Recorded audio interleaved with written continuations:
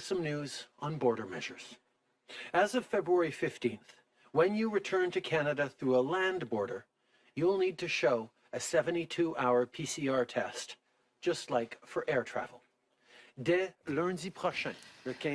Next Monday, February 15th, when you return to Canada through a land border, you'll need to show a 72-hour PCR test, just like air travel.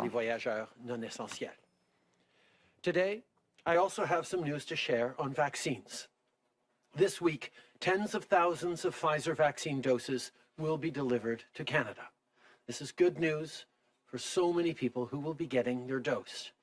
We know we all want to feel that relief of getting vaccinated, of watching our loved ones get vaccinated. We're all eager to know when it's going to be our turn. Well, I can tell you we are still very much on track for tens of millions of doses into the spring, and for everyone who wants to be vaccinated by September. Moving forward in the coming weeks and months, we're going to get even more doses, even faster, so we can all move through this together. Next week marks the start of a major ramp-up in vaccine shipments. Starting on the 15th, we're expecting hundreds of thousands more doses each week, and that's just from Pfizer. There are also other vaccine candidates currently in the approval process, and the top experts at Health Canada are working around the clock to ensure that any of these new vaccines approved is both safe and effective. We have already administered more than 1 million vaccines to fight COVID-19 in Canada. These essential doses were administered to your parents in long-term care centers, to your friend who is a nurse, or to your neighbor who is a personal support worker. And this is just the beginning. We will continue these efforts until every Canadian who wants to will receive a vaccination. This week, tens of thousands of additional Pfizer doses are arriving, and several other million are coming. With respect to the vaccinations, things are on track despite some temporary delays. We will be receiving 20 million doses from Pfizer and Moderna over the spring. Other vaccine candidates are being approved. Health Canada experts are working very hard, and you can be sure that every vaccine will be approved, that is approved, will be safe and effective. I can reassure you that you and your family will be vaccinated by September. But even though everything is on track when it comes to vaccinations delivered to Canadians, we're not yet out of the woods. By keeping your distances, by washing your hands and wearing the mask, you can continue contributing to the efforts to fight COVID-19. We cannot ease up. This morning, I also want to talk about where we are with testing. Rapid testing is key to keeping this virus under control, especially in schools, long-term care homes, and workplaces. Last Friday, this is something I spoke about with Dr. Janine McCready in Toronto. She and her team have spearheaded an innovative testing program at several schools, getting tests directly to communities that need it. In some neighborhoods, she told me that as many as 1 in 5 tests, that's 20%, come back positive. Clearly, there's real need for this testing. Her work shows that when people can get screened for COVID-19 and then get their results quickly, we can stop the spread. And this is true right across the country. Here in Ottawa, a recent program to test asymptomatic students and their families found several positive cases. Since they weren't showing any symptoms, without testing, these kids would have been in a busy classroom. But because of ramped up testing, their families knew to isolate at home instead.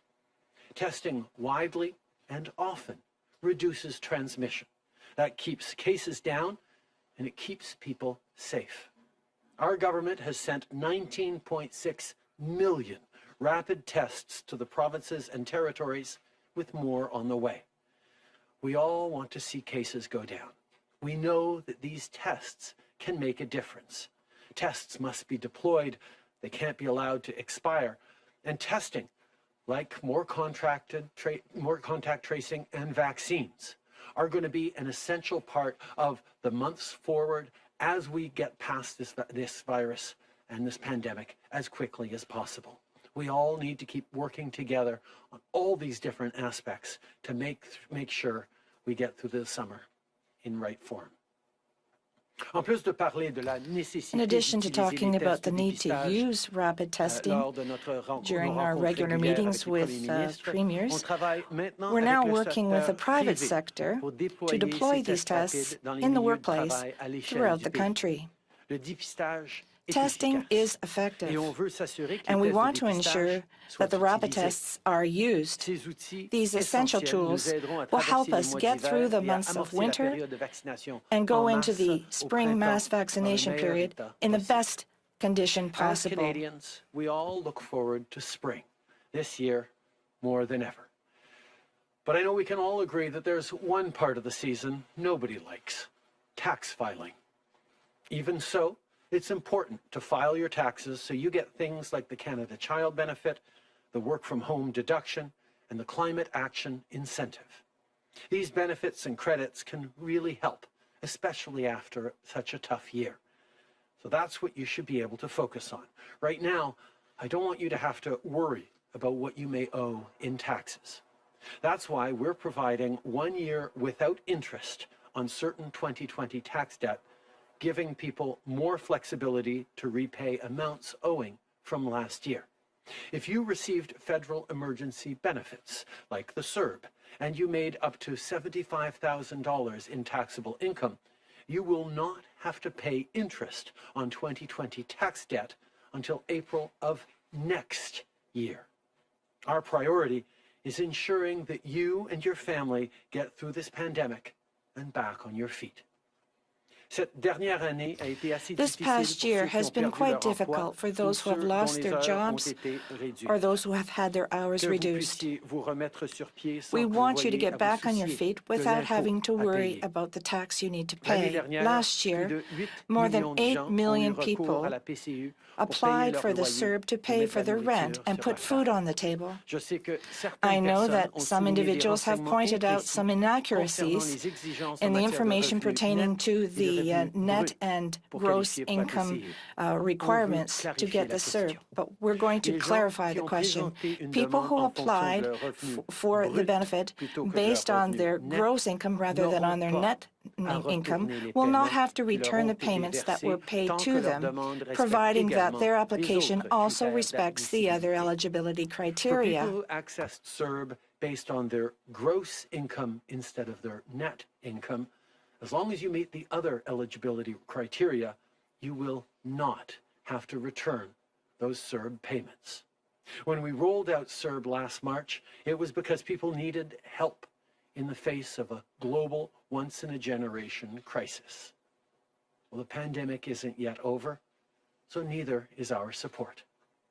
If you need help while you look for work, the Canada Recovery Benefit and Enhanced EI are there for you. If you need to take time off to care for your family, look to the Canada Recovery Caregiver Benefit. If you need to stay home from work because you're sick, the Canada Recovery Sickness Benefit is there to help.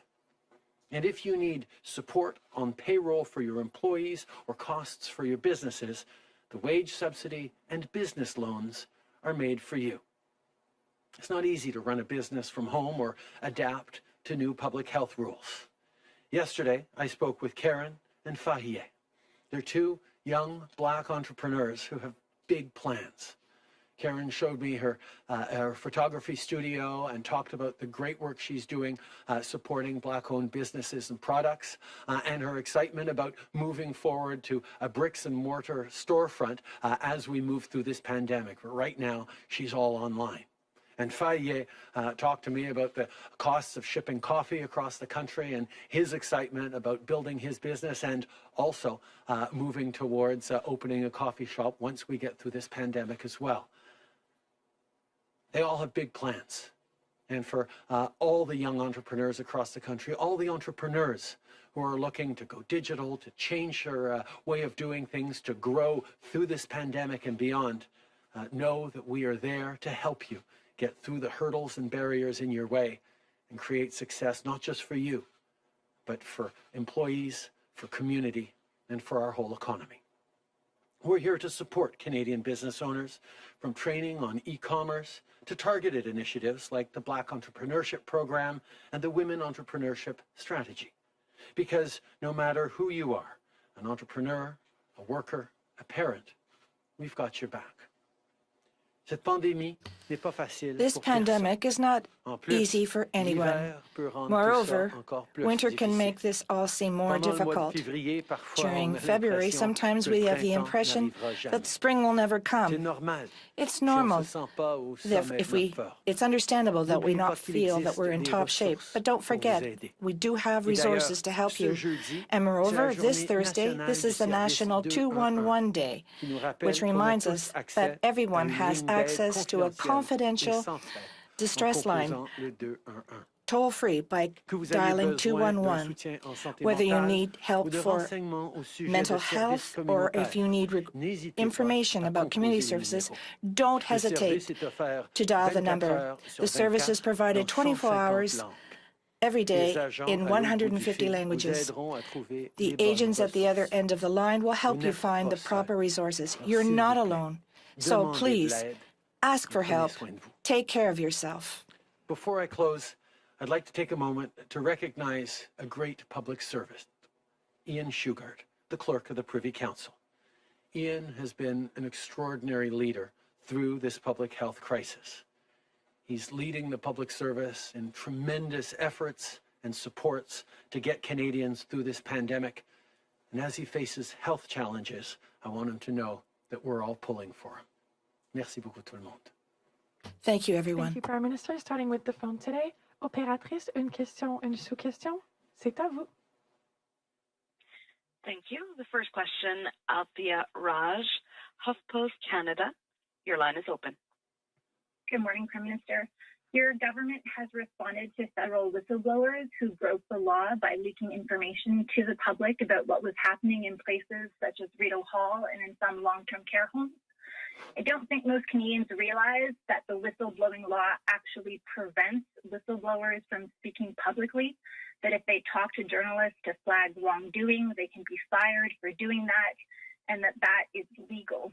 4 years ago, your own government, your own MPs rather, told your government that the law needed fixing and that it should be expanded to encourage more workers to come forward and flag wrongdoing so that corrective steps could be taken. Although you promised to do something, nothing was done. Now that you've spent hundreds of billions of dollars and more than 20,000 Canadians have died, will you expand the whistleblowing law in order to protect and flag whistleblowers and to flag wrongdoing? It's extremely important that every Canadian has a safe and secure workplace, free from harassment or other challenges and inappropriate behavior. That's why we've taken significant measures to strengthen processes and procedures in supporting anyone who comes forward with concerns. We also know that whistleblowers play an extremely important role in flagging how government can do better. And indeed, the level of transparency and confidence a government can give Canadians in constantly improving, constantly doing better and sharing what we need to do to improve is something that we've always been committed to. I look forward to continuing to work with all parties and members of the public service on strengthening measures to make sure that this government is always open about what's going wrong and how we can fix it. Following up, Althea? Yeah, I feel like you constantly say the right things, but your government's actions don't follow through on the words that you say. Why won't you fix the law if you acknowledge that it is too restrictive? We're always looking to do better. We're always looking to improve structures and systems within the government. And I thank you very much for bringing forward these concerns. Like we have many MPs and Canadians bringing forward these concerns. We're going to continually look to improve structures to make sure that what we're doing for Canadians is being done right, is supporting Canadians throughout this pandemic and beyond. I made a simple promise at the beginning of this pandemic that we would have Canadians' backs. And through listening to MPs, to Canadians who come forward with gaps or challenges that they're facing, we've done a tremendous amount to improve the supports for Canadians right across the country, and we will always look to continue to do that. Thank you. Opératrice, prochaine question au téléphone. Merci. La prochaine question, Catherine Lévesque, la presse canadienne. À vos Question, paroles. Presse Canadienne. Oui, bonjour, Monsieur Trudeau. Good morning, Mr. Trudeau. I'd like to go back to the issue of land borders. Will Canada refuse to let snowbirds to re-enter the country if they don't have a test? No. Answer, no. It's not legal for Canada to refuse entrance into Canada from someone who has the right to enter, who is a Canadian citizen. When they come to the border in Canada, they are already on Canadian territory. We cannot send them back to the United States if they are Canadian or if they are permanent residents. However, we can apply severe penalties if they don't have the test. We can require extensive follow-up by Health Canada, but the vast majority of people are going to do what is needed, get a test when they get to the border, and so that they can go to their return home for their quarantine period. It is not legal to refuse entry to any Canadian who wants to come home. And that's something that is the major difference between land borders and air borders. You can prevent someone from boarding a flight in Miami or elsewhere. You can't prevent someone who's standing at a land border crossing from entering Canada because technically they're already on Canadian soil when they're speaking to that customs officer. That's why what we can do is, in cases of no test to show, apply a stiff penalty, a fine, and demand and ensure a rapid and complete follow-up to make sure that they are getting tested, that they are being properly quarantined, that they are not putting at risk the safety of other Canadians by returning home without a clear negative test. These are measures we're putting forward, but as of next Monday, people who show up at a Canadian land border on non-essential travel will be expected, like returning snowbirds, will be expected to show a negative PCR test from the previous 72 hours. En suivi, Catherine? Follow-up question. Oui, tout à fait. Pouvez-vous nous dire de quelle Can you pénalité, tell us quels amendes what on type parle of exactement, penalty et or en fait, quelles sont les fine will be conséquences applied? pour What will be the quelqu'un, un Canadien consequences qui n'aurait pas son for a test Canadian négatif who en does main not have a pour mandatory Merci. test? Thank you.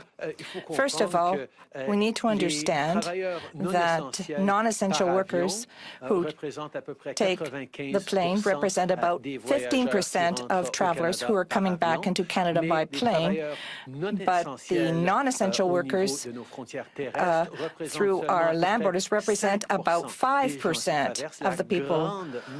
The vast majority of people who cross our land borders are essential workers, truck drivers, nurses, those types of people. So for this small proportion of people who do go through our land borders, if they don't have a negative test, there will be fines that will go up to $3,000 per person. There will be measures that we are going to be implementing to ensure that there is follow-up on these people, to ensure that they are not putting other Canadians at risk by coming back to Canada. Opératrice, dernière question au téléphone. Thank you, merci. Our last question, Hélène Buzetti, Le Devoir.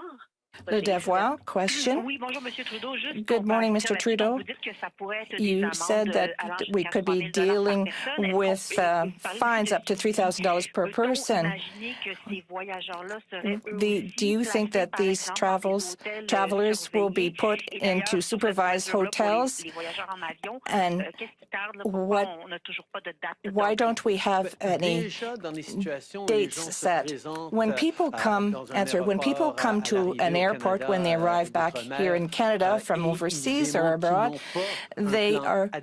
if they show that they don't have an adequate quarantine plan, we already have locations where they can go and self-isolate if they cannot do their quarantining at home. We already do have systems in the major airports to look at these possibilities. Obviously, we're going to be working to ensure that these mechanisms for our land borders apply as well.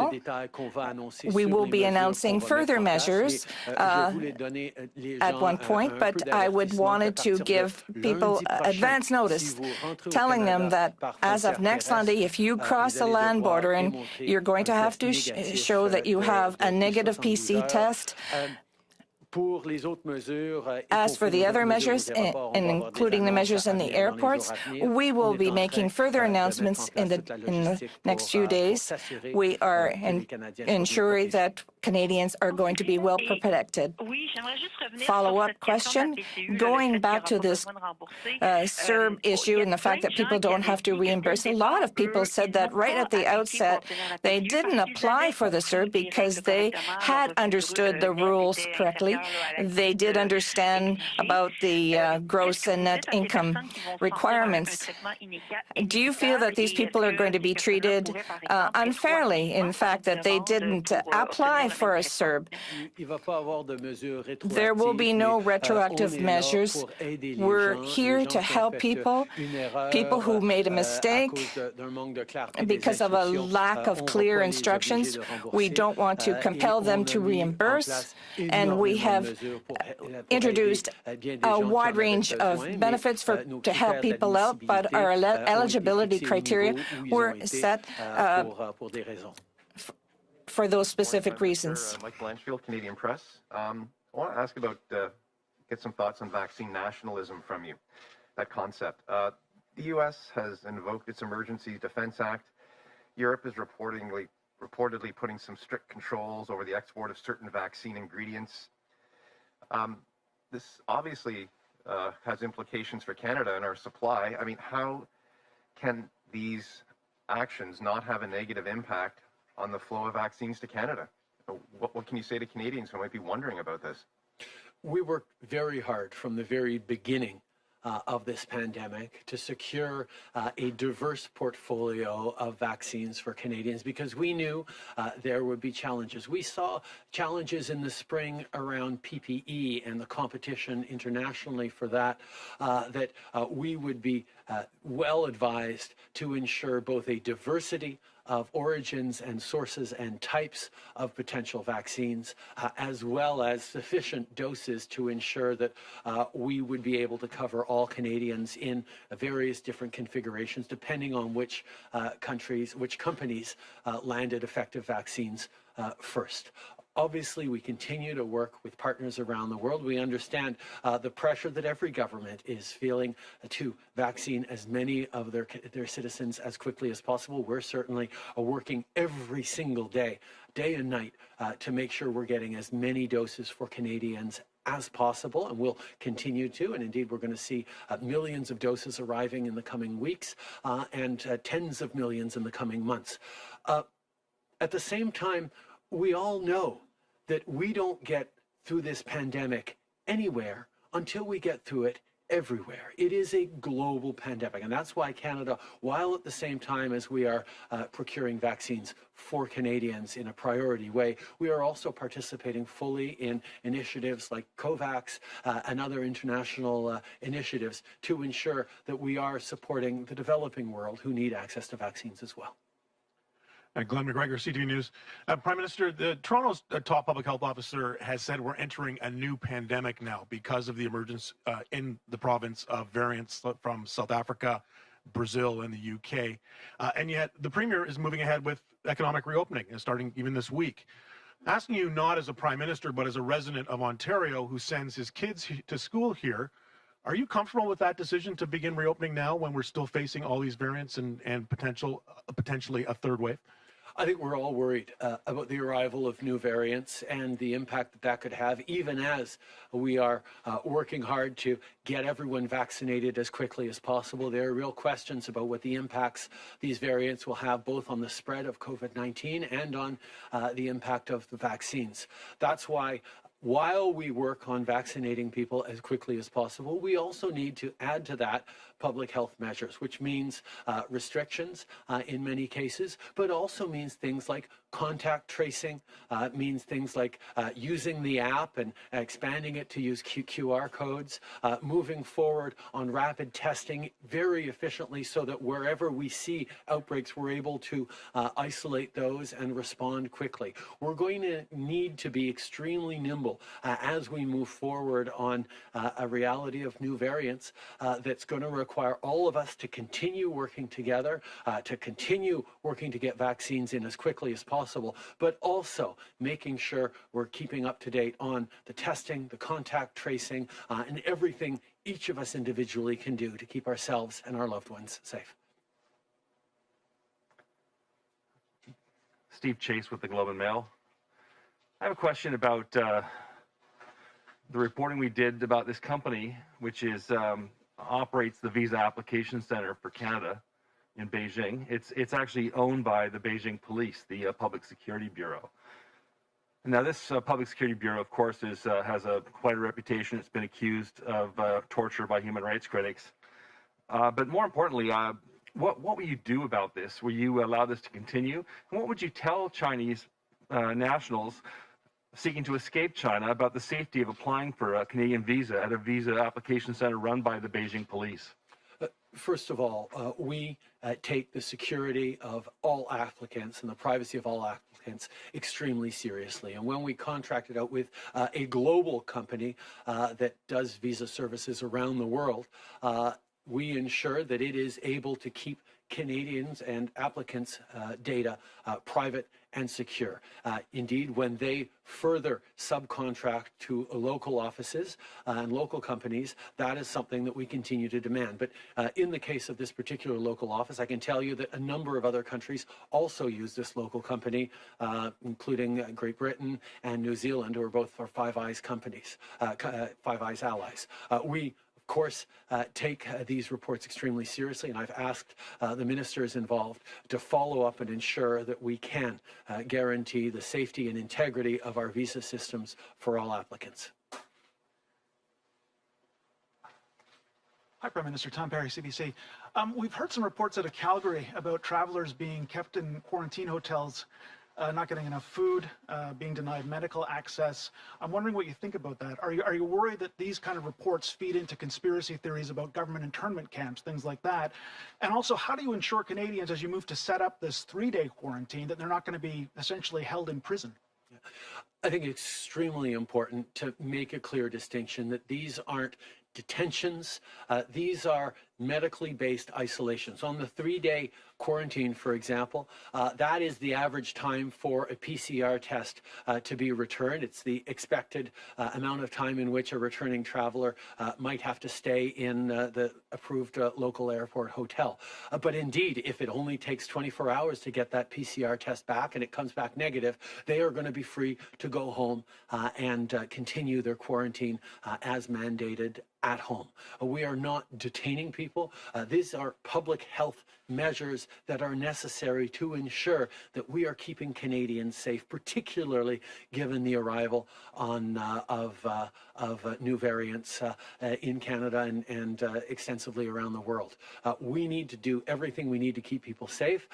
We need to do that in a way that is respecting people's dignity and supporting them properly. And I can assure you that everyone is following up carefully to make sure that the conditions in which people have to do their quarantine or their testing are always adequate.